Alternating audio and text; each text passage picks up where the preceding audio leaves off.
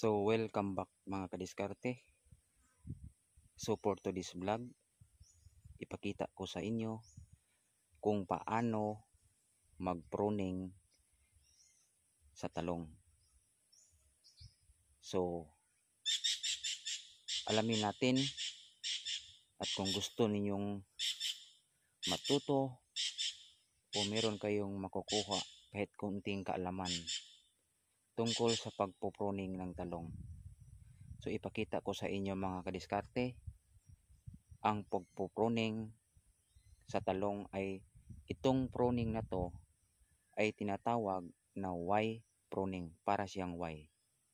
So mag-umpisa na tayo mga kadiskarte at sabayan niyo ako.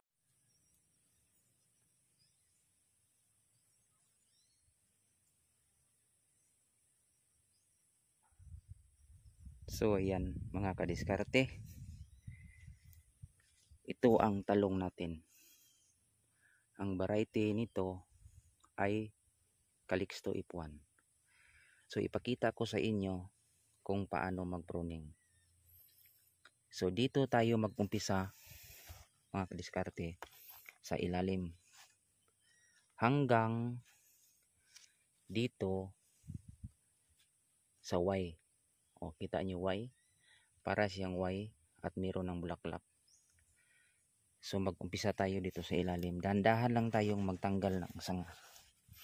Ayan mga kadiskarte, dahan-dahan lang.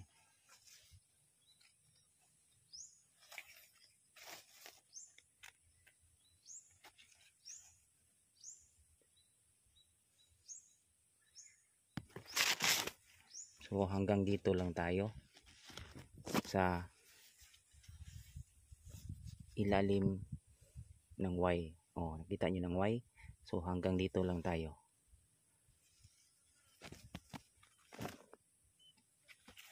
Ito ang mga sanga mga kadiskarte. Alam niyo kung bakit natin to kinukuha? Kasi itong sanga na nasa ilalim, napakalakas kumain ng abono. Namumunga naman siya, pero diferensya.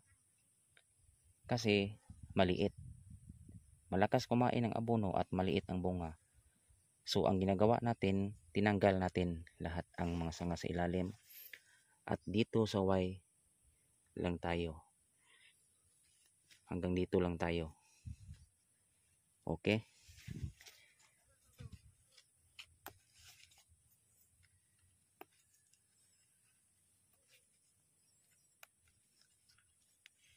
Ayan mga kadiskarte. Wala na siyang sanga sa ilalim. Ito. Yun ay tinatawag na Y pruning. Kasi parang Y siya. Hanggang dito lang tayo. Kasi itong sanga na to, yun ang magbibigay ng maraming sanga hanggang sa lumaki ng lumaki.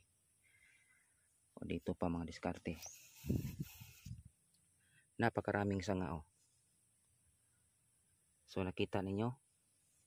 At dito, para siya ng Y. O Y. Hanggang dito lang tayo. Simula sa ilalim. Yan, hindi makita. So dito. Parang klaro, dandahan lang tayo. Yan.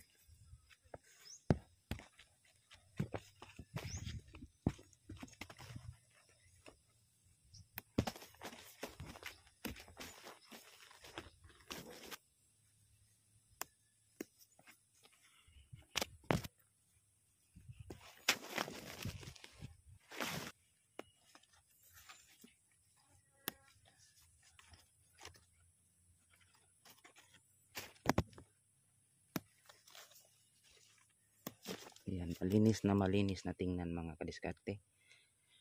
Mga ka-viewers, oh, meron ng bulaklak. Hanggang dito lang sa Y. Hindi natin to kukunin sa ibabaw. Yun ang matitira, yung dalawang sanga. Okay, so dito naman tayo.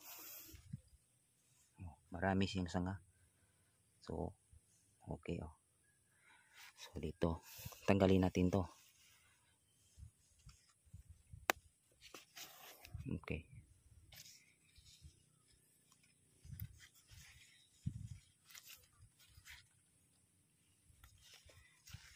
Pasensya na mga kadiskarte.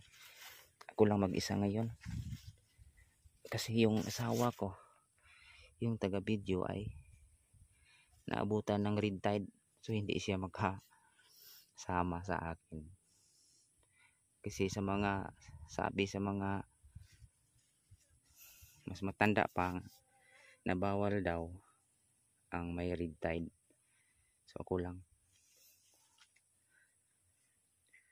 Okay.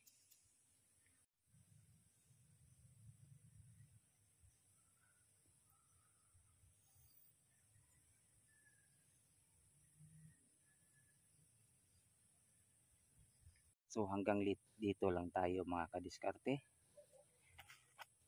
So sana biron kayong natutunan tungkol sa ating pag-pruning ng talong. Kahit kunti lang at nalaman nyo na kung paano magpo-pruning ng talong. Ito ay tinatawag na Y pruning. Y. So maraming salamat sa pagsubaybay at pagsuporta niyo akong sa aking channel.